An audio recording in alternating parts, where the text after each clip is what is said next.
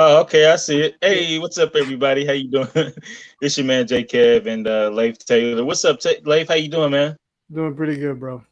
Cool. We're just having our weekly conversation around all things health, wealth, relationships, and happiness, and also current events too. We try to talk about things that are relevant and that are current and that's happening now that we can maybe see that's happened in the past, and maybe think about where you'd like to go, where we like to go in the future. And Leif, today we're going to be talking about food as freedom, or really the question is to the audience is, how would you like the culture to look after things subside, after hopefully after we make it through 2020, and if we make it through 2020 in one piece, how would you like your culture, your local, your personal culture, extending on out to your community and further, how would you like that to look? What are some things? What are some things that you would like to see happen in your culture that will help create a life that is prosperous, peaceful, and content, and one that is just and equal, I guess, as much as you can be for all. So, what are some things that you personally are thinking about as far as what you would like to see happen in your personal life with respect to after things subside? Given we just came through what COVID-19, and we just came, and Well, now we're in. yeah, you can't even say we came through it yet. Well, we're well, we're in the midst of it still, and we have protesting going on, dealing with police brutality and the police state, and then also looking at it from a race perspective. That is the hot topic, the hot thing at the moment. It's always been marinating, but it spikes and gets hot at various points in the culture. So we're at a spiking point. We're at a high point right now, and that's kind of really what's been permeating in my mind, and it's gotten me thinking. After this subsides, where would we like to see things go? And when I was thinking about that, I woke up early this morning, and I happened to just visit the World Economic Forum website, which I know may seem a little weird, but that's just something that I do from time to time. Like to poke around and see what they're doing over there. Man, it's kind of distracting. Is that What's distracting? the video? What video? You playing the video? Ain't you playing the video? No. What are you talking about? I'm Oh confused. man, that was me. Kevin's in the twilight zone over there. Yeah, I had a video playing in the background, but I'm good now. But yeah, just thinking about, yeah, I was on the World Economic Forum website, and I was looking up an article. An article jumped out actually. It was written by Klaus Schwab, Okay. June 3, 2020, Wealth Exclusive, World Economic Forum exclusive, time for a great reset. And I was like, I mean, it can't be any more plain as far as as we talked about in times past, where the statement, you can't let a good crisis go to waste, right? And Right. how moments of crises are great moments for great changes to be implemented and to be tried and to be put into place. And so I guess, just I just went to bed and I woke up, I seen this article, so it just put me on this place of, well, if you have non-governmental organizations talking about this is a great time to implement big changes, then for the regular person, for us, this is a great time for us to make big changes and kind of uh, co-opt, or kind of insert, be self-empowered to insert or exert our will over how we'd like to see things go. And this takes, I see the statement that this is chess and not checkers, right? Yeah, yeah, So yeah. this takes some planning and some strategy, and it has to be based on some fundamental values things that we value and that you value and I value, and it has to be based on a foundation of principles that will help us create and produce a culture that is equitable, and that, you know, the vast majority of us will be content with, or even happy with, or get some form of pleasure from. So, you know, in the article, Klaus Schwab goes through how, you know, the crisis is a great time to like implement and make some big changes. And then, you know, upon further looking, I went to another part of, I went to another part of their website talking about strategic intelligence.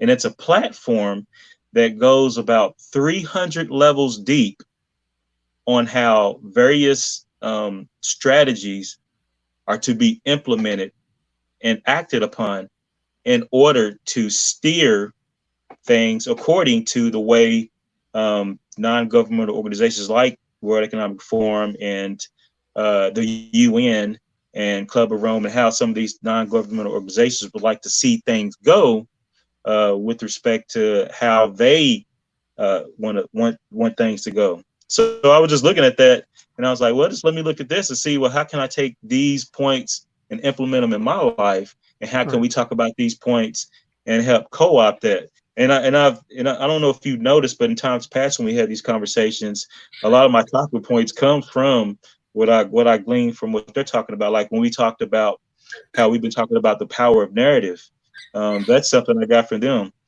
Just looking at how they're using it, and it's like, okay, well, if they're saying this is something that is essential and important, then maybe I should be looking at it. Maybe this is a conversation that we should be having in the larger public, as far as the power of narrative and how we are to pay attention to various narratives that are accepted and pushed in mainstream media and mainstream culture and mainstream society, so that we can look at where things are being steered, what's the narrative, stories that we are to be acceptable of, and what can we do to counteract that and co-opt it and use it to our advantage. So this 2020 is a year, it has turned into a year that is being used to quote unquote, or just to not quote, but to reset things for the next couple of generations.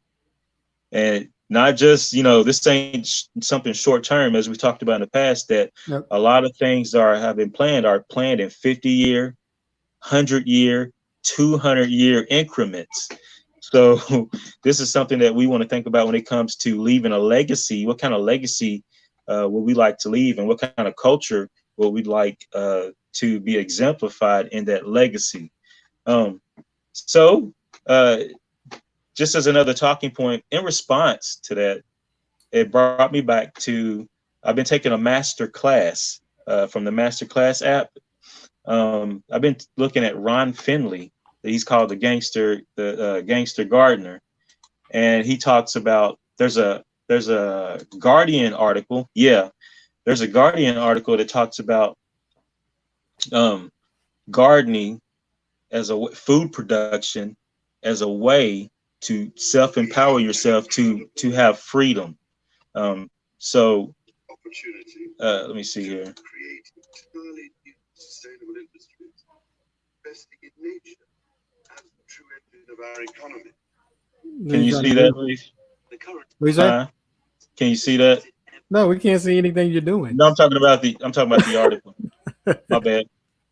But anyway, in the article, he talks about he talks about the power of the garden and food production, and just looking at your food and what you eat and what you consume, and how you can use that as laying a foundation to producing a culture that will be one of freedom and prosperity and contentment and pleasure. So it's something that you wouldn't think would be so effective and powerful, but you know, food is the foundation of one of the main pillars that which we depend on in order to live a prosperous and content life, right? So that's something that's simple, that anybody can do, or just look at what we consume, that will help place you on the journey or the trajectory of producing a culture of contentment because it involves a lot of pretty much every area of our life is connected to what we consume. And it's so powerful and effective that earlier, um, I was looking at a podcast that I looked at in times past, but it kind of made me go back to it. And this one specific podcast is 7 hours long. So this is something I listen to while riding around. And and the subject was of the podcast was the scientific racism of eugenics and social Darwinism, and it goes into some history of eugenics, social Darwin, the philosophy or the view of social Darwinism. Yeah, I have trouble saying that, and how um, with that philosophy at the core, food production is a place that has been used as a force against the masses. And it's one thing to say it, but it's another thing to actually listen to documentaries, listen to people like that operate in arenas like the World Economic Forum and UN and Club of Rome and some other organizations, and listen to them actually talk about how food is a way to gain power over. You control the food, you control the people. Yep. I think Henry Kissinger said that, or it's attributed to him saying that. So just looking at food as a weapon, and even today with what we see going on now, it's a very powerful way, a weapon that can affect us at such a level that it can have an impact on looting and rioting and protesting, and all of that. It can affect. It plays out in all those ways.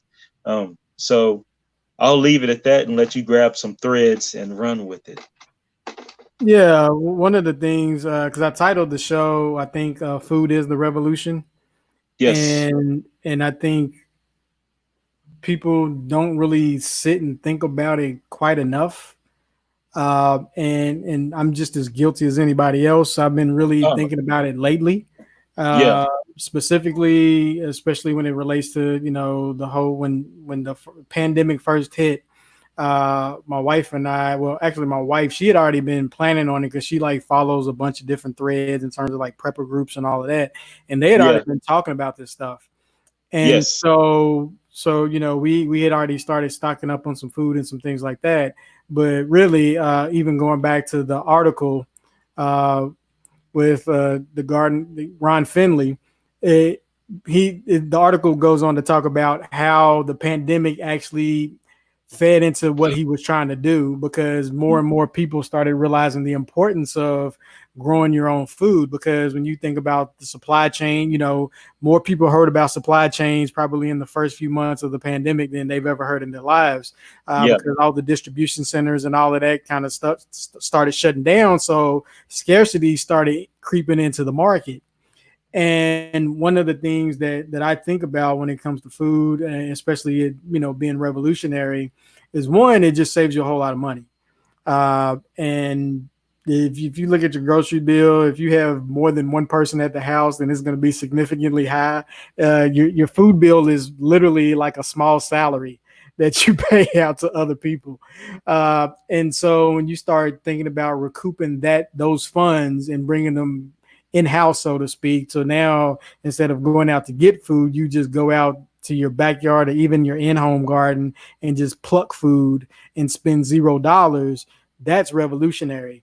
And also the revolutionary part about it, because we couldn't I couldn't find the words the last time we talked about food, but the fact that everything is so centralized is a problem as well. When I think about all the things going on with the protests and things like that, if supply chains decided to shut down again, then you would have mass panic, because there's such individual silos of food that go out in terms of like your big box stores and all of that.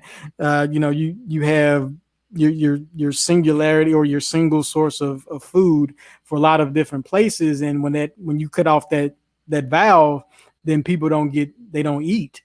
And so if you can start now and even buy plants, don't even buy seeds right now because of the time of the year.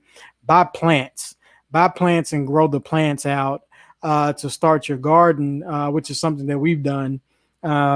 Is buy plants so we can start growing these things because again, I think about the problem with a lot of solutions is that we keep going back to centralized modes, centralized Yes. methods.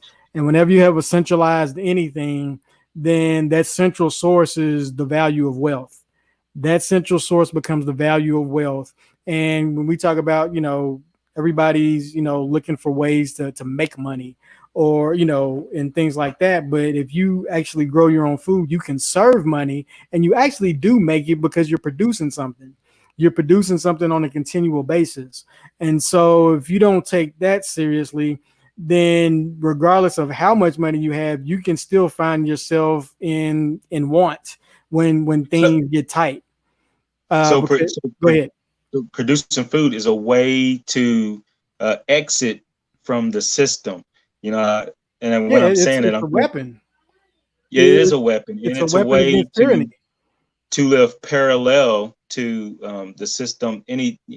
As I'm talking, the phrase "flee from Babylon." Somebody, we're going through the feeds, and somebody was like, "I'm gonna sit back and watch, Rome burn or watch Babylon burn, or Yeah, whatever." yeah, So it's got me thinking, like, this is a way to exit the system without having to really exit, really make any big changes. yeah, It's a way to kind of alleviate some things and not have to depend on the system that uses money as the lubricant to grease relationships and keep things going. Going back to the conversation we had last week, talking about money and imagining not having to live for or with money. Just this is a way yeah, to yeah. create different Yep. kind of communities and a way to exit yourself from the dependency on money. I didn't bring it up last week because I didn't think about it, but I was thinking about, you were talking about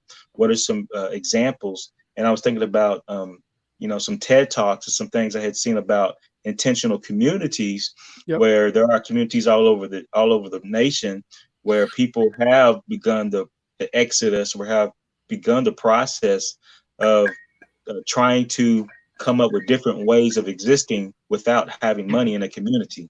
The one term for them is intentional communities. Yeah, yeah, Uh, yeah. It's one of the things my wife and I we've been planning out our intentional community for quite some years. Just certain people we be like, okay, they're on the list. yeah, We have like this ongoing list of people that we would include, kind of thing. And really, it's about resources. And when you think about it, it really just goes back to homesteading. Just the homesteading model where you just have your land and you basically create your own ecosystem on that land to where you can survive and live, and then you can reach out to other people as needed because you're not going to have everything. What's going on, Tamar? You're not going to have everything, but there's, you can build community, around some of the needs. So you have a reciprocity between different communities. And again, just going back to the whole centralized aspect of things, we talk about the power of Bitcoin when we first got on and all of that kind of stuff. And now, and, can and you really elaborate on? the power of it is just the decentralized model. That's the Okay. real power. And when you get that concept down, then it's like, okay, for example, I had a friend, they were in another country when the pandemic hit. I may have talked about it last week. I don't remember. Oh, Yeah, yeah, I think yeah, I did because I couldn't come up yeah. with the word decentralized. And they were talking about like the fact that there was no shortage on anything because if one store ran out, then you could just go to a different store because they created their own supplies. So there was no single source of failure in this particular community because if store A didn't have it, you just go to store B. If store B didn't have it, you go to store C. So they always had an abundance because everybody was doing their part in terms of adding to the supply. And when I look at all the things that are going on right now in terms of the protest, in terms of the demands, um, I don't know, because you asked the question, how would you like the culture to look at the end of 2020? And Yes. one of the things that I started thinking about, I would like to see more people independent, and independent in terms of one, food for sure. Lessen our independence on food. And one, when you do that, you actually help the ecosystem, you help the environment, you save money on gas. There's all kinds of things that you actually create once you start doing that. It's just like, it's like a keystone kind of thing, Yeah, that you we, turn that one we keep thing. talking about, the keystone habit, right? And when you start doing that one, and then not only that, you'll actually live healthier, because you're closer to the source of food and those kinds of things. Yeah, I mean, there's all kinds of things that can happen. I know somebody, I think we talked about it. They have like 800 pounds of meat because they hunt and they have a garden. So they rarely spend any money on food. And when you think about, I'll just take like, you can easily spend $800 a month on food easily. Yeah. Yep. And if you go out to eat, you could spend close to 1,000, like Yes. real talk, especially if you have a family. And so when you start thinking about saving that amount of money on a continuous basis, month over month, and then think about all the bills, all the gas bills that you have in relation to going to get the food and bring it back. And then you think about the taxation that they put on the food because they got to carry it from one state to another. There's a whole lot of things that can change within that. And it's even, for me, it's even more powerful than buying local, because you're not spending the money anyway. You have to pay for water, but we call the water company, and it's like 20 cents for 1,000 gallons. It's some crazy. It's some crazy number, and it's like it's so much cheaper just to think about the value going into your land, or and again, when I'm talking about like the ground itself, not necessarily, because some people don't have land, but you have Right. you have cartons you have cartons that you can grow in your house. There's all kinds Right. of ways you can grow food. Plants grow in the weirdest kind of ways, and they're very Yes. resilient as well. So, Yes. so that's one of the things that we really need to consider, when we talk about protesting, boycott, and all of that. If you want to have a sustainable boycott, I know Lamar, he started the boycott, silence or whatever. Yes. If you want to have a sustainable boycott, if you want to have a sustainable impact on the system, Protest. quit spending that money there. So yeah, so something that's simple and that's a keystone practice or habit is, if you want to, you know, have sustainable protesting going on in your life, a sustainable rebellion Yep. against the system, then food production is one way. And then another way, I didn't plan on going this way, but you mentioned it, was Bitcoin. Can we talk about that and elaborate on that, about Bitcoin and how it can be used as a means for decentralization and as a means to kind of move around more fluidly when it comes to existing and living outside of established centralized systems.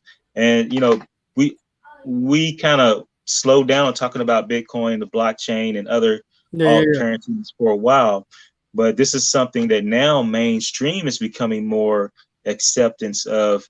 And it seems that, this is a big topic with respect to the World Economic Forum, and IMF and all these other things. It's as if they kind of let things permeate for a while until they figure out how they can use and strategize. And Well, they let it permeate until they get a hold of a lot of it.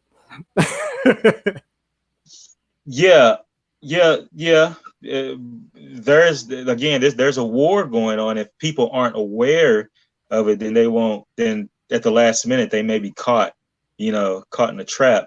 So just talking about um, blockchain and Bitcoin, how can Bitcoin be used as just like food as a way to kind of operate outside of the system, um, or even if it's something to even consider?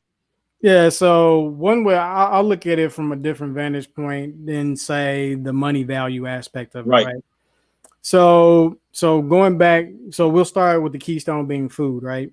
The Yes. problem with a lot of people accepting any currency, Bitcoin or any other cryptocurrency, the value of the cryptocurrency is the ledger itself, is the immutable ledger, meaning that you can't change the accounting. Like when you think about banking systems, if I work at a bank, I can manipulate the numbers and I can change one account to another, so on and so forth. The benefit of a blockchain is that it Okay. has an immutable ledger, or just think about it, an immutable database. Every So I transaction. can't go in and tamper with the database without everybody knowing. So you have the different nodes within the network that verify the changes. So unless there's a 51% attack, meaning that I have more power than the rest of the units that are computing the data or the numbers, then I can't overtake the system. And then even if I did, there would be a fork and it would be noted, right? Everybody like, okay, we have a bad character, a bad actor in the ledger, so on and so forth. So with that aside, the value that I see in terms of if we become our own producers, right? You have to be at the producer level in order for this to really have an impact. Yes. And things that you can produce are services. Things you can produce are food. Some people can provide shelter, but again, I'm just thinking on a small level, right? Yeah. Because again, a lot of times when we think about making an impact, we think about, okay, how Being can I become Walmart and how can I become a new government and all of that? But just think smaller. And if you think smaller in terms of, okay, I'll grow, let's say I'll grow watermelon. My man Kevin's growing cucumbers. We got somebody else growing broccoli, and we decide that we're going to use the TwoShyGuys coin to trade between our groups, right?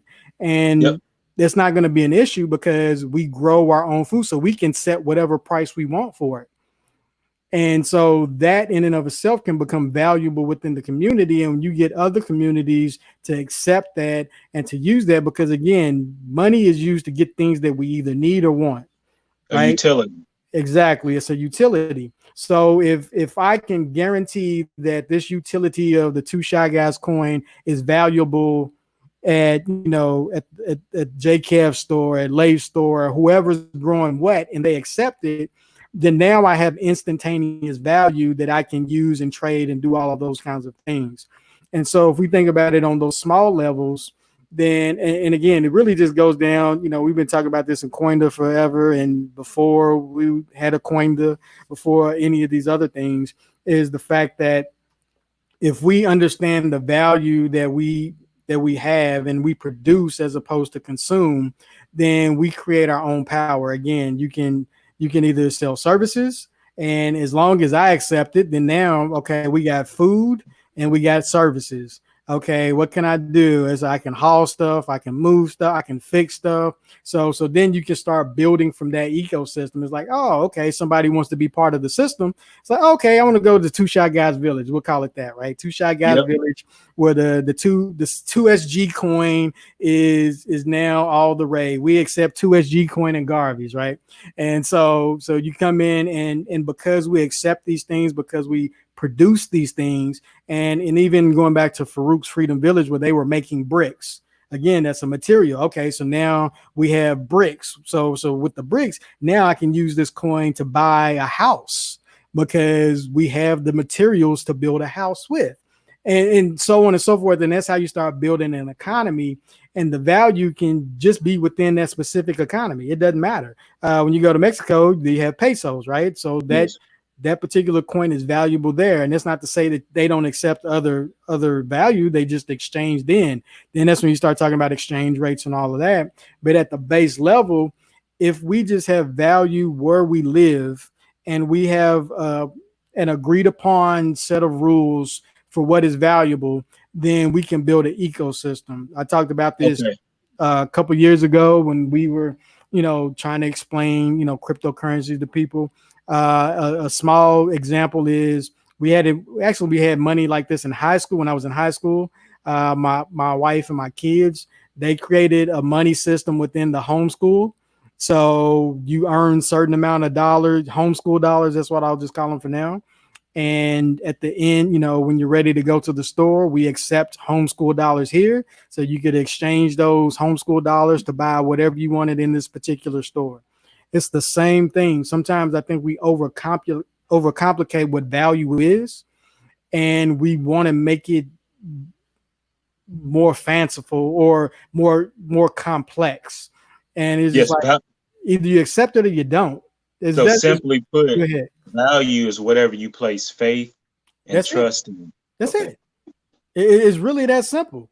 It's A simple, but it's hard. Like you were saying last week when we were talking about how it can be hard and difficult to think about yeah. if you aren't exercised or haven't practiced uh, with your imagination and dealing with that concept of value, money, specifically is whatever the community decides to place faith and trust in as a medium of exchange that's acceptable within a certain Yeah, ecosystem. and just think about it in reverse, right? Oftentimes we're trying to figure out how to make something money.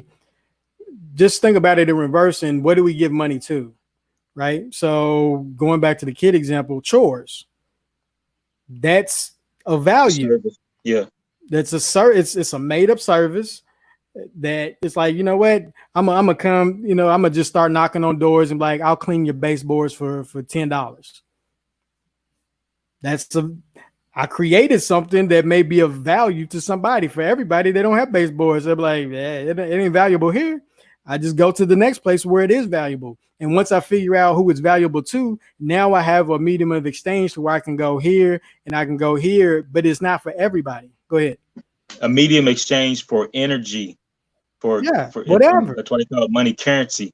I Yeah, took my exactly. Yeah. energy of cleaning, and I don't want no watermelons leaf. I'll take $10 because then I could take that $10 and then change Yeah, that yeah, what I yeah. just service and use it to bring something else into my life that's of Yeah, value to because me. the thing about it, like when you're building like a model of a currency, I mean, we saw the same thing I saw it in Bitcoin, where first what they had to do is create a list.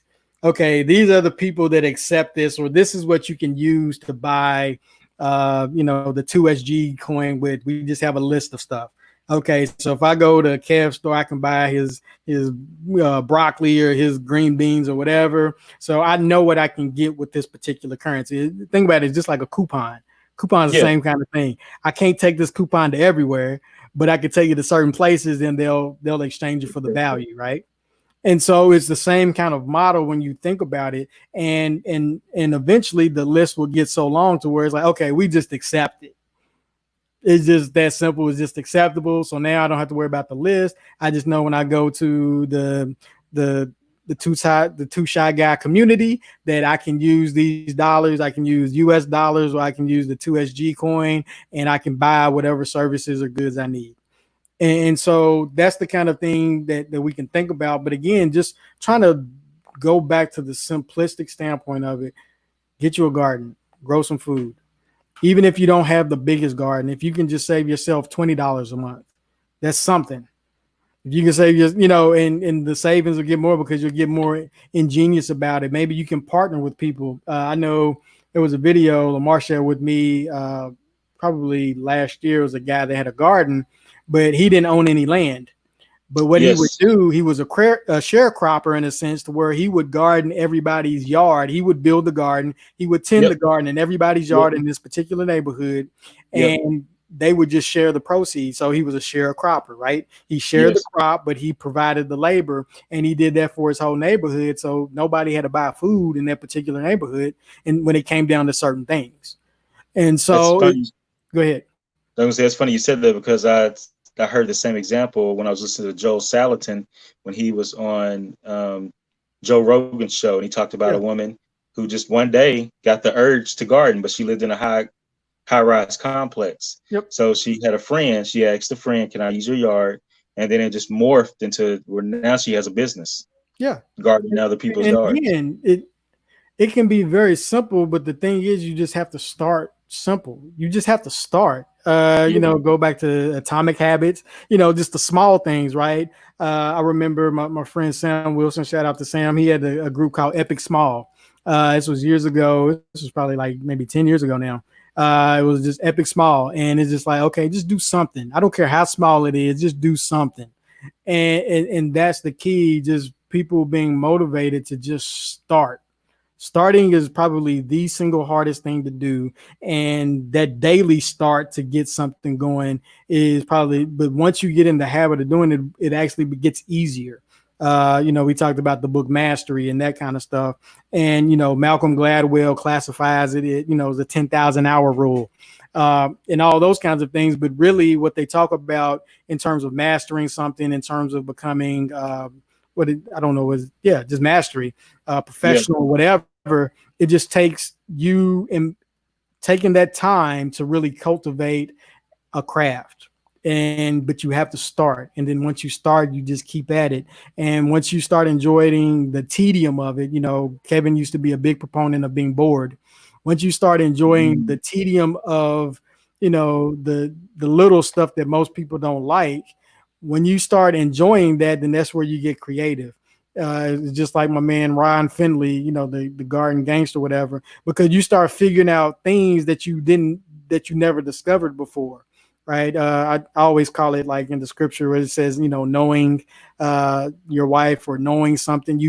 And basically what that is, you have an intimate knowledge of how Yes. something works or Yeah. operates, and so from there you can start building, these fabulous things. But when you don't know anything, everything just seems so astronomical that you're afraid to start.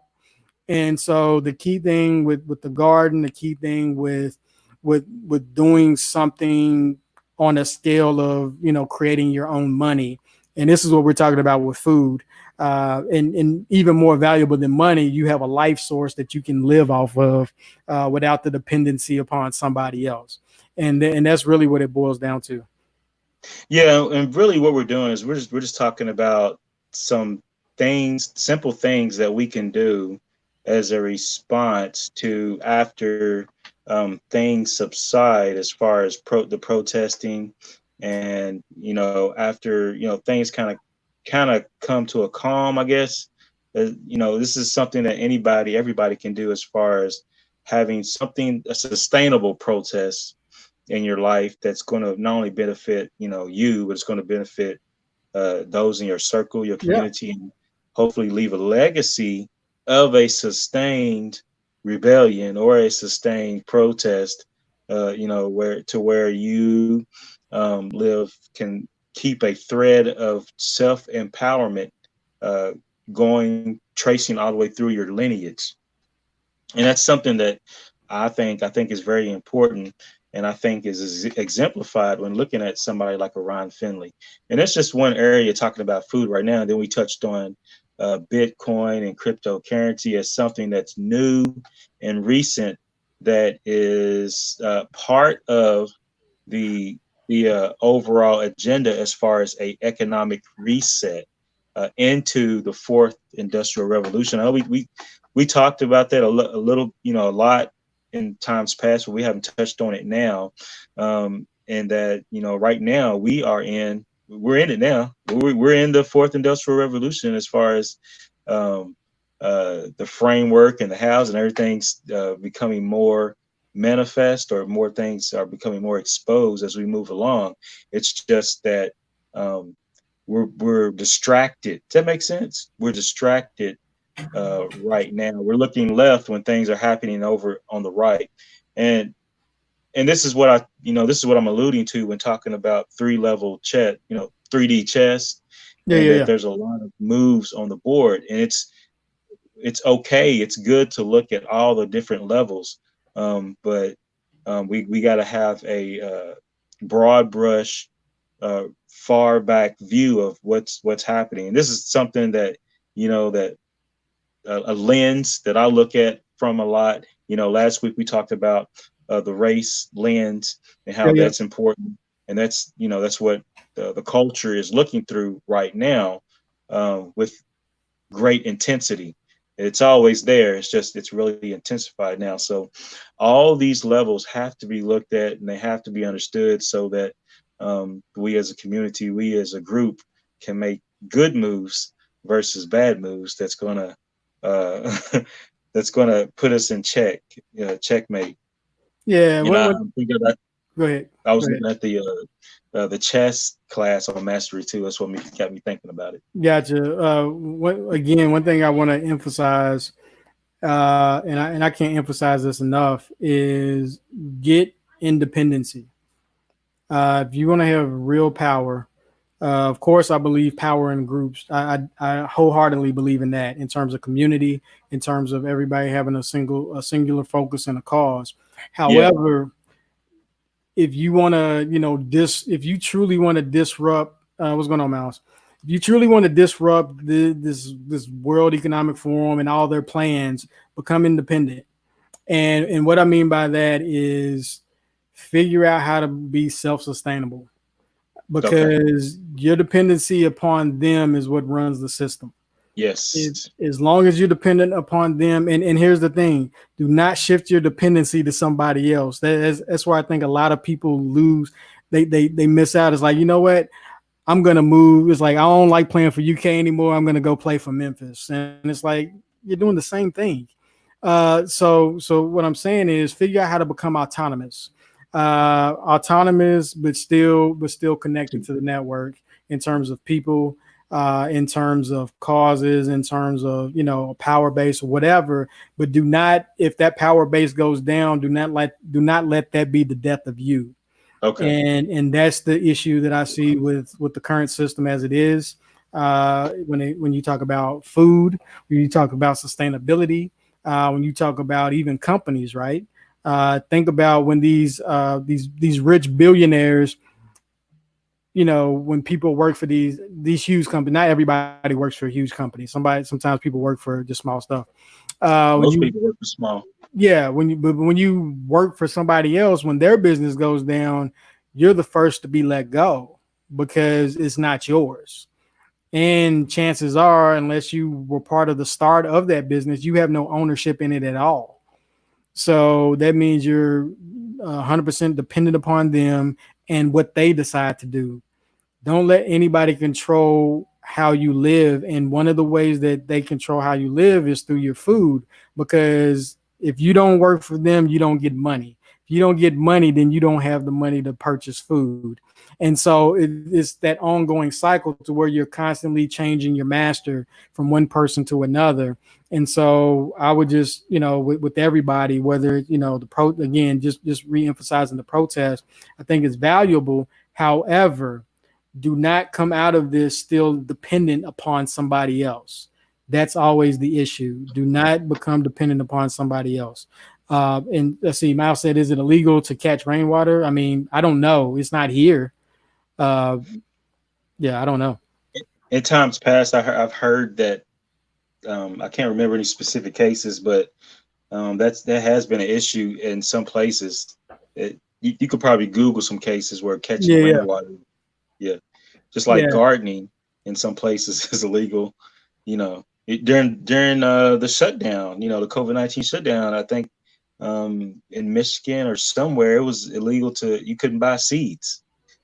Yeah, I know a lot of people weren't selling them. I know you couldn't find them anywhere, but here's the thing. My wife, she posted this earlier. I'll re-show it. And she said you can just go to the store, buy food, and use the seeds from the food you eat. Yeah. and again, it's really not that difficult. And I'm just saying this because I'm not the person to get in the garden. I don't care nothing. I used to not care anything about it. I'll put it that way. But again, once we had a visit with our friend and we saw her garden, and we realized it's like, man, okay, there's a lot of value in this. That's what's up, Miss Charlene. Miss Charlene says she's still gardening.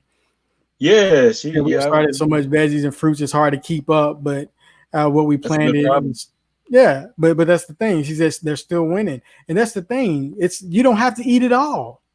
You really don't. If it goes in the ground, it's good. Well, that's part of the forming of community without money. If you bring JCAD food, I'm your friend. You don't have to bring me money. Just bring me food. We can have a good relationship with food going back and forth. So you don't have to bring me money. Just bring me food. But yeah, going back to food production, we're just using this as one simple talking point or one simple thing. There's other things you can do as well. But yeah, there's a multitude of other things. we're just talking about how, you just hit on the principle of being diversified in your income. It's a basic tenet that when, talking about dependency, it's a basic principle that we all have to implement in our life so we don't become dependent on the system, so that we become more self empowered. Yep. So just, I guess this is kind of a side question, but how do you see the protest going? I don't know. One thing I always give people some caution on when it comes to this stuff, and this is with any protest. This is probably one of the biggest ones I've ever seen It's in my worldwide. lifetime. Yeah, because it's worldwide. It's in different countries and things like that. Is know who's there. I started a thread, and I'll show it here in a second. Okay. But not everybody that's showing up is part of your team. You got a lot of infiltrators, and what I mean by infiltrators is people that are looking to cause problems, people that are looking to cause disruption in the wrong kind of way, that they could care less about a George Floyd or Breonna Taylor or an Ahmaud Arbery. People that are purposely trying to start riots, get people hurt. In some instances, I know that there have been shootings within the crowd. And so one thing I would just tell people to be mindful of that. I started a thread here on Facebook, if you can see it. And what I've done in that thread is I've posted a lot of links to like live witness accounts of people catching people in the particular protest in different cities, showing up, spraying Black Lives Matter and all of this kind of stuff. And none of them are even part of that movement. They're just there to disrupt things. And people keep talking about Antifa, but you have a lot of, skinheads or whatever, supremacists. There's a whole spectrum of you got that. You got China in the mix. You got CCP. There's been a lot of talk about that. You got gangs. There's all kinds of stuff going on. So I would advise you to be very, very careful. Said, well, they've been arrested. I want to see convictions. Yeah. Oh, she's talking about the particular officers. So, and then you still have officers beating people, which is ridiculous, which is crazy. You want to talk about that? In that, what would we expect the response to be if protesting turns chaotic? Yeah, but what I'm talking about in terms of, and again, this is why those people are there. This is why the disruptors are there, is to cause chaos, is to cause more pandemonium, is to cause more problems. But even with that said, when I'm talking about police beatings, I'm talking about them doing stuff to people unprovoked. I'm not talking about being provoked and doing something. I'm talking about people just standing there. And the craziest thing is these are people like on live broadcast talking to news and just police coming and just tackling people. I'm like, and that's one of the things that we talk about and talk about in times past, that when you're in an environment and just looking at how the atmosphere can have you in a mindset to where you're not even like 100% yourself as a single person, but you're part of the group thing. You're part of the mob mentality, and that the hive mind. That's something that's very real. That social engineers, like sociologists, anthropologists, which is why they put those people there to get it started. It's the fire starters, right? Because it's the person in the theater. It's illegal to yell out fire if it's not a real fire. It's the person in the theater that yells out fire and causes the stampede. And again, you got to be very careful. And one of the things that people have to be mindful of is don't provoke or antagonize your enemy on either side. And that's what these people are there for. They're antagonizers, trying to provoke a specific reaction out of people.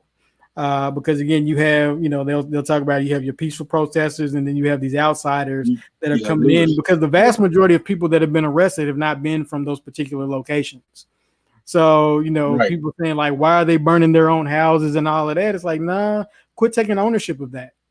Especially black people, because I know certain white people are gonna say that regardless of what happens because they don't want to see anything. But black people, I keep telling black people not to take ownership of something you didn't do, and the reason being is because it'll be used as a false justification. And again, I said false justification of why, you know, it's like, oh, well, this is why this happens. Like, no, no, actually, it's not why this happened. You know, cause and effect. But again, when you start imparting illogical things, logic becomes absurd, Well, right? it goes back to, like, your thread is showing a multitude of narratives, Oh yeah, some false, some true, some who knows. A lot of things who knows until things die down and you go back and look and actually see some things. But the amazing thing now, like you're pointing out, is that a lot of things is live stream and you can see it yep, right there as it happens. If you're, if you got that kind of stamina to sit there and watch it all. I yeah, tried, but I can't. But yeah, there's a whole uh, bunch of threads of narratives that are happening right now, and one of the things we can I take away from this is just to keep your eyes and ears open, stay aware, and keep yourself and your family as safe as possible. As some of us are out there actually protesting and making our presence known, and whatever way you're deciding to respond to this, just make sure that everybody's safe, and that you can keep things uh, peaceful. yep. And again, I'll say it one more time, and this is tying back into the food is one of the safest things you can do or the best things you can do for yourself. And again, this is not anti-community at all, because I'm pro No. community for everything, is make sure that you know what your own reasons are for whatever it is you Yeah. do. Make sure that you are autonomous in the sense that, again, using the blockchain node, become your own node, right? And the power of the blockchain is that it's decentralized and each node has its own specific kind of power. Become your own node and don't get caught up in somebody else's agenda. I said, beware the vultures are out there. There are plenty of people out there trying to take advantage of people for whatever reason, for all kinds of reasons. They're playing on your emotion. They're doing a whole lot of stuff. So be extremely mindful of that when you go out, whether it be a protest, whether it be a boycott, whether it be whatever it is you do. Even if you go to work, have a reason why you're there, have a purpose, and know what you're getting from that experience. So if I go to work, then I know specifically I'm going there to get a paycheck, but don't just go indefinitely. Have a plan. I'm going to go here. I'm going to utilize this revenue to build this, so I don't have to be dependent upon this particular company or business forever. And when I go to this protest, I'm here to, make my voice heard. I'm here to help with the crowd numbers. But what I'm here for is to get XYZ done. I'm here to locate a new politician. I'm here to figure out, which one of these people are actually for me. Whatever. Have a walk away. Don't just do something blindly and not have anything to show for it. And that's what I'm always afraid of when a lot of these things happen, is that some people show up and they don't have a real ask. They don't have a definitive ask and what they'll get in return. So make sure that you know hands down what it is you're getting in return for anything. Don't let people sway you, and know what that is before you talk to anybody, because I can persuade you to go a certain way if you're not already made up in your mind what you're going to be doing. And so if you already made up your mind, it's like, okay, I'm going to go here. I'm going to do this. I'm going to, make sure that if I get money, I'm going to divert my funds to this particular cause. If it's not this cause, then I'm not going to do it. So on and so forth. When you're 100% clear on what it is you're going to do, nobody can persuade you off of that. And so that's what I just want to, tell people: empower yourself, and period. Just empower yourself, because too many times we're looking for something, and we're not self-reliant. And I'm not talking about an anti-God kind of thing or anything like Right, that. right, No, right. I'm talking about we're always looking for. It's like the people keep looking for Saul, and Keep it's looking for like Superman. that's the problem. Quit looking for Saul. It's like, guys, like, I've been here all this time and I can help you, but you don't want to see that. So again, I admonish people to know what it is, know what you're doing, become independent, start growing your own food, become decentralized. Make sure that you make moves, even if you work with a farmer. Even forget the farmer. Figure out how to hunt. If you live in a place where you can hunt, figure out something to where you can become less dependent upon one sense source of failure. And even eventually, get your own power generators, all of this kind of stuff, just to make sure that when something happens, you're not at a loss because of what somebody else did. And so, yeah, that's just my message, and I just pray that people think about that as they start cultivating their strategies and their plans and even their financial situations. Just figure out how you become autonomous and relying upon self, and then the community will be a help, and you will be And a you could help be a to the help to the community. community. Yeah, exactly. So it'll be reciprocal. There'll be Yeah. reciprocity there, and you Okay. won't be a dependent. People talk about freedom and independence, but they neglect the things that truly make them free. Because money is not necessarily it. There are plenty of people that have more money and they just get more debt, and so they become further. They're just slaves to more things. And so you have to be extremely careful of that, and even tune out. I know yesterday I tuned out for the majority of the day. Just make sure that you refresh your mind again, figure out what your own purpose is, and that kind of stuff. Man, it's funny you said that because I was thinking about that earlier, talking about it's important, it's essential to take digital. They What's up? they call it now digital detoxing. You Yeah, know, those moments. It's important. It's essential now more than ever that we take some time and just turn things off and have that digital detox. That's something that's become popular in Silicon Valley, where people will yeah, purposely go on retreats and go out to the woods, or just make it intentional about them doing something to get out of the way of anything that has to do with technology. And that's something that's becoming even more yeah. I've even seen that has been in movies too, but they'll show the CEOs getting away and just staying away from all communications and stuff like that. I've seen that in movies. yeah, that's very important. That's something that's innate to the human and the human condition, to where we are designed to have those moments of boredom, like I say, to where you can listen and learn to what God is telling you.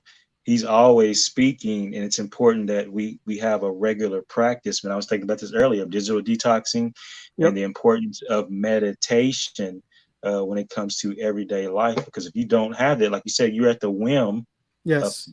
somebody else's agenda or somebody else's message or Yep. thought.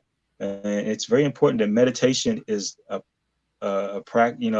regular practice for us. I mean, I was thinking about that earlier, listening to a couple of podcasts about how just uh, just going back to mastery with Yep.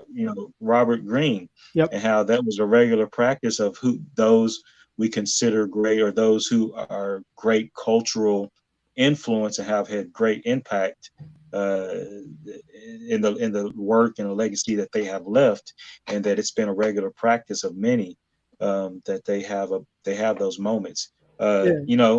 Just thinking about that, I was thinking about, like, how people like Steve Jobs and other people in Silicon Valley don't let their children have a lot of the things that we have, that we give our children, because they understand the impact that it has on development, and the impact that it has on what kind of person they'll be, whether what level of success their children may obtain. So I'm like, well, if you're making it, Steve Jobs, and you're not letting your children have it, well, maybe I should, think a little bit about what I'm giving my children. Yeah, because it's like you got to make an addictive factor behind the stuff to make people buy it. That's how you get billions, right? So yeah, Yeah. it definitely makes sense. One of the things that I was thinking about is when we talk about him or anybody else, people that have mastered, and reading the book about Robert Greene, is just realizing that it's just an investment of time. and effort. That's it. That it's not genius.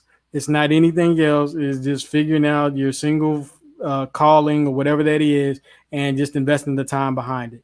And Miss Charlene, she posted she feels rich when she can go in our backyard and get certain fruits or vegetables at no cost. That's a wonderful thing.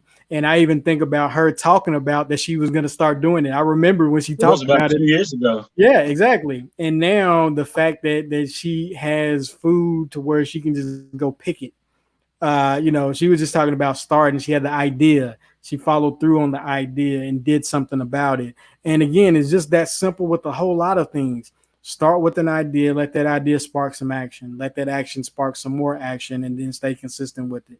And if we can start doing that, one, when you start doing stuff and when you get focused, you're less dependent upon other people anyway, because you're so focused on doing what you need to do. You're listening less and you're doing more. You're becoming less of a consumer and more of a producer, and that's Yes. really it.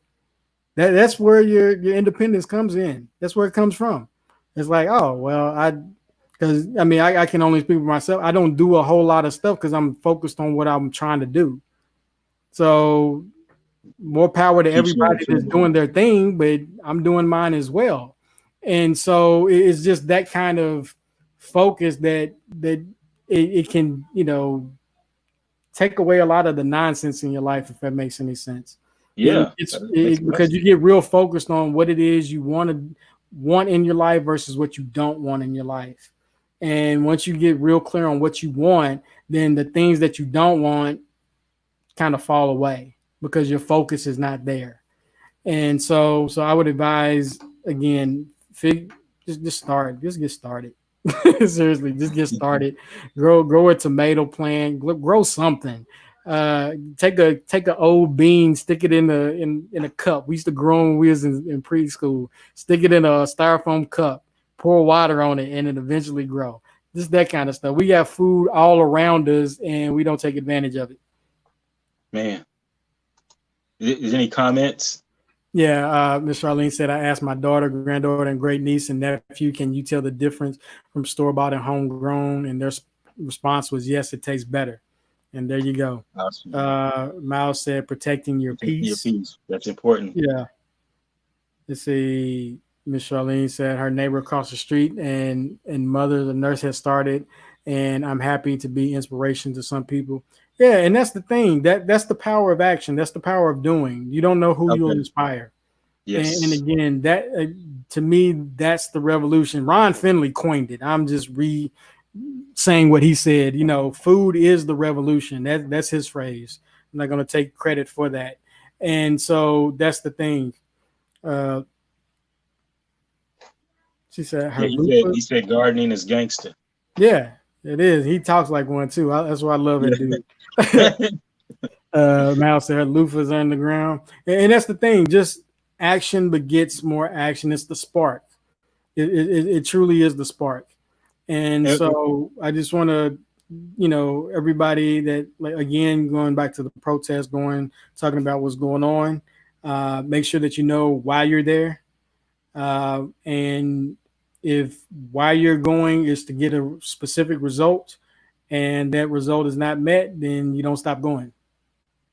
If that's what it's for. And so understand what your ask is, period. And this is for everybody and everything in every aspect of life. I have to tell myself this. I tell other people, figure out what your ask is, know what you want. And if you don't get what you want, then you've fallen short of the goal. And And that so goes go ahead. that goes back to our initial question that we started out with. What is it that you would like to see happen or change in Yep. your personal culture, Yep. extending on out? When you're protesting, what are you, like you said, what are you protesting for, and what would you like to see happen as a result of the protesting? And you know, we, the masses, has the world's attention. Yep. So now, what do we do with that attention? How Yeah. do we? Yep. And I'll interject my own what because we've talked about it several times. We probably talked about it on the show, and it's funny, not funny. That it's funny in a, I guess, ironic sense. Yeah. that, I was like, now is the perfect time for people to demand power, Yeah. Yeah. because the economy is at the whim of workers and people. Yes. Yes. And so one thing that I would like to see for myself, for my culture, for my people, for just about everybody, again, is autonomy. Just be independent, be powerful.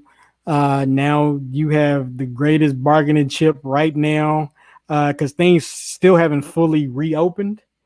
No. If you want to negotiate contracts, if you want to negotiate salaries, whatever, now is the time to do it, especially if you've been doing what you're supposed to do in terms of being prepared and that kind of stuff.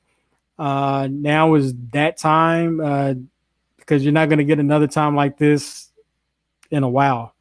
Go ahead. Now, yeah, you're exactly right. We're not going to get another time like this for maybe another 100 years.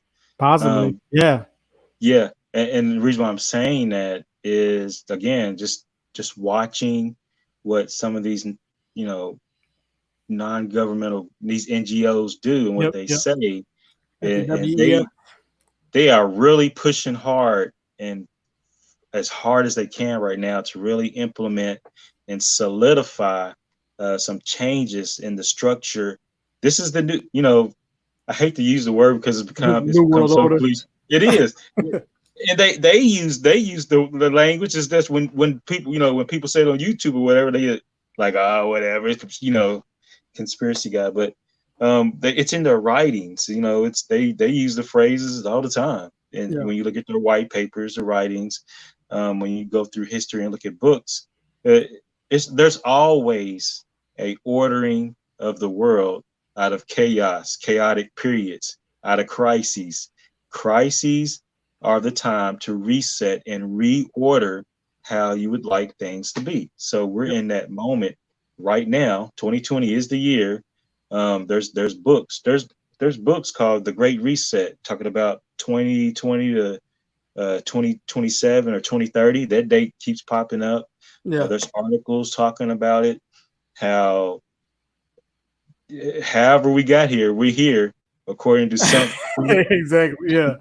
to some, Whatever the whoever reason is, it's here. Yeah, it's however we happening. got here, we're here. So now we are in a period where we won't see something like this for the next 100 years. And this, I always think about Charles Dickens. This is the best time of times and worst of Yeah. times, Worst times. Yeah. depending on your perspective. My perspective is this is one of the greatest times if you are aware and understanding. And I'm thinking of, as I'm talking, I'm thinking about this could be a debt jubilee for a lot of people if you know how to write and fill out applications. Just fill it, these Yeah. are things that if you just start filling out applications and just see what happens, you never know. This could be a great, time for in a lot of ways, Yep. in our Yeah. lives. Man. Yeah. And that's the thing. And don't let this go to waste. And I tell a lot of people, do not let this time go to waste. I don't care if it's just from healing. I don't care what it's for. Do not let this time go to waste. And yeah, and I think some people may have squandered it. Uh, Yeah. but again, now that you know, if you're listening, take advantage, figure out how you can utilize the time. I don't care if you got 3 more days before you get back to work. Do something in those 3 days that'll help you get on the trajectory that you need. Yeah, do not squander this time, because again, it's such a unique, man. Because everything is happening, right? At Like once. there's Yeah. so many things happening around the world. There's so many new opportunities, and it's not even opportunities, because most people think about it in terms of investment and stuff like that. But I will say this: now is the best opportunity to invest in yourself, and this is what we're talking Okay. about with foods, Yeah. with Self empowered. knowledge. Yeah, and again, we keep reiterating the same things over and over, reaching out to people that you need to connect with, because they're not as busy as they were. They'll be busy probably the next couple of weeks. Never, and they're probably protesting now and all of that kind of stuff. So you may not be able to catch them. But those that aren't, this is that time. This is literally that time in your life to where the stars are reachable, so to speak. Yeah. and make sure you get some stardust on your hand before all of this is all said and done, because otherwise you'll be like, man, I should have, I wish I could have, and all of this kind of stuff, and it'll be too late for you. So take advantage now. Like you said, in terms of a debt jubilee, figure out how you can start alleviating some of your bills. Take advantage of all of that. You got people, and one of the things that I don't know, I've been looking at, you got all of these companies now shelling out money, black dollar money, right? I'll just call it that. You got all of these companies shelling out this black dollar money. Take advantage of it, because regardless of why they're doing it, make sure you get some. If you fit the criteria, make sure that you fit the criteria, whatever. So All don't of this let your stuff, feelings get in the way. yeah, because all of this stuff is going on. They're trying to do it for PR and all of this, but I always tell people, it's like, if you need money and people are giving money away, because right now there's really literally no strings attached on a lot of this stuff. No. There's no No. strings attached. Go get Nope. it. Go get it. There, Take it. there are so many. Yeah, when you're talking, I'm thinking about the last stimulus bill. There's so many cracks and loopholes and so many things that. Yeah, take advantage again. But here's the thing: if you're not thinking about self empowerment, if you're not thinking about empowering yourself, you'll miss those opportunities following Yeah, somebody else. yeah, and just take You'll somebody. follow the people that took advantage of it. You'll be the follower of the people that did all of that. I'd rather see uh, a divergent people that are independently wealthy in the sense of they're self-sustainable. So now we can empower each other as opposed to each of us being a drain on one another. Yeah, So that's what I would love to see. I would love to see everybody taking advantage of it. I would love to see my whole neighborhood, our house included, have a garden in the back. I would love to see all of us talk. And this is my neighborhood in terms of branching out. Uh, Centrally, right? Just centrally branching out to the greater neighborhoods at large. And again, please take advantage. Please take advantage. Figure out where you can. Figure out. I don't care if you've only typed on Facebook. Figure out how you can utilize that skill to elevate yourself for real. This is the time. Don't let it go to waste. man. That's it. Well, on that note, I think That's all I got. that's where we want to stop at. Just talking about, how do you imagine your life, your culture? How do you imagine things to be for you once things, as far as this crisis period that we're in, once things subside? How would you like things to look? That was one of our, our main talking point, and just talking about one area that's simple, effective, and powerful is just looking at food production, food, consuming. If you're not into production, just find a way to connect with food, because food is freedom. Food is a simple way that you can use to rebel and have a sustainable protesting in your life. So that's all we got, Leif. Two Shy Guys on the mic. Thanks for joining us. We definitely appreciate the time and attention that you give us. Hit like, share, and continue to comment. And just let us know what you think. We definitely appreciate you and don't take you for granted. Peace out. Peace, people.